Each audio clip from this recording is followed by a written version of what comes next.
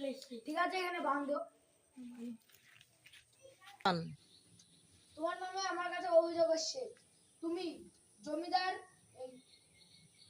মানে তোমার ভুয়ে মুনিশ কাজে গিয়েছিল, তুমি তাকে মজুরি খরচ না দিয়ে ঘাট ধাক্কা দিয়ে বের করেছো কেন? আসলে বাবু, আমি ওদের বের করতে চাইনি।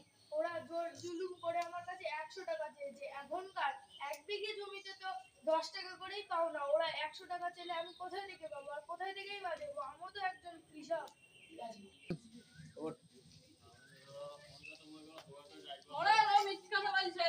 ও আমি ওর বাড়ি 10 টাকা চেতে গেছিলাম, ঘাট ধাক্কা ধরে আমাকে বের করে দিয়েছে।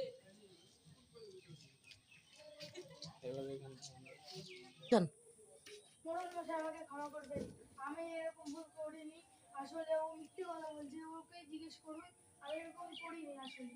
ঠিক আছে, আমার যা মনে হলো আপনাদের কথা শুনে, আপনি তোমার জমিতে কাজে গিয়েছে কৃষক, তাই ঘাট ধাক্কা দিয়ে বের করেছেন কেন?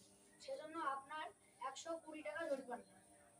মোড়ল সাহেব, আমার কাছে তো 120 টাকা নেই, আমার কাছে 110 টাকাই আছে। আপনি এইটুকুই গ্রহণ করুন।